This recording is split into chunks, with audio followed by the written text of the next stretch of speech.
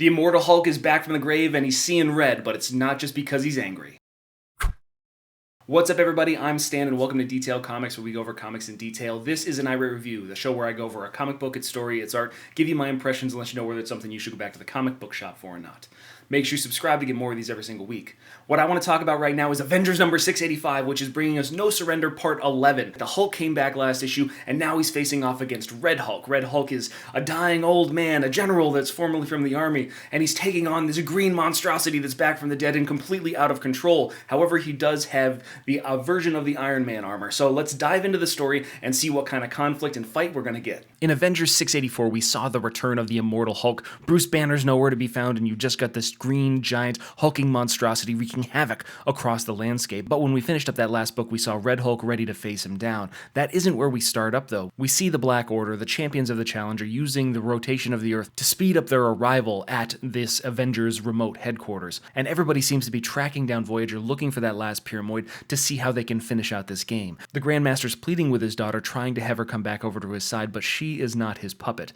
The thing is, nobody is really anybody's puppet unless you're talking about the Hulk whooping on Red Hulk. He's just there, smashing and crashing. He's devastated Cannonball, Quicksilver. You know, you've got Living Lightning, who's got no charge anymore, and you've just got the Red Hulk inside this Iron Patriot armor that is just taking these pummeling blasts. Even though he's using the repulsor rays, he doesn't have anything that can really combat the Hulk. He lays one good smack on him and then puts up this force field, which the Hulk proceeds to simply just walk his way through. He grabs onto the gauntlets, takes his right hand, places it on the head of the general, the Red Hulk, and then starts to suffocate and suck the gamma radiation out of his bloodstream, basically turning him from the Red Hulk back into nothing but an old man. And it really looks like the Hulk is about to just squeeze his head like a grape and just pop him off. However, we do jump back to the other Avengers. They're en route. They're trying to get there as quickly as they possibly can, and Wonder Man is doing what he can to turn into ionic energy so that way he can do what Living Lightning did and just blast back to where the Hulk is so that way he can try and confront his friend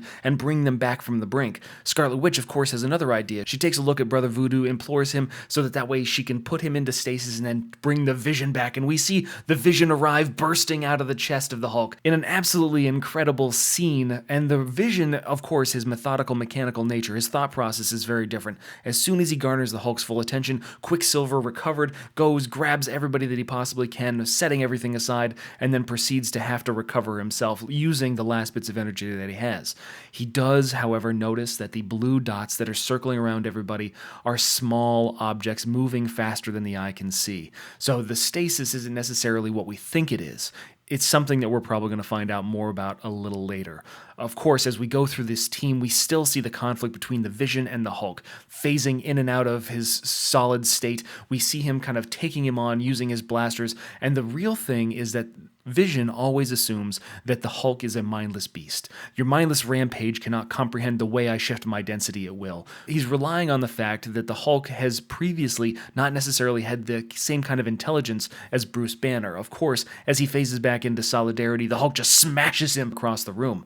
Voyager, looking at this conflict, is seeing the resilience, the absolute bravado, the legendary courage of the humans that are fighting against their own demise, whether it's hopeless or not. Of course, this isn't the real thing that we want to focus on. We want to focus on Vision versus the Hulk, because what the Vision's going to do is he's going to phase out his hand, he's going to reach in, and he's going to scramble the brains of the Hulk. He's going to lobotomize the Hulk. And just thinking about the fact that he's, mindless, he thinks that this is going to be a relatively easy task until the Hulk's hand comes smashing down on his forehead, crushing him, turning him into nothing more than a machine. It is a scene that is nothing but surprise and suspense when it comes down to that. As Brother Voodoo returns from being in stasis, the Scarlet Witch is like, no, you're supposed to be, that means the Vision. What just happened? And the surprise is just punctuated by the small, humorous notion of the Hulk saying, mindless. If the Immortal Hulk turns out to be a story written very similarly to this one, I can't wait to see this punctuated humor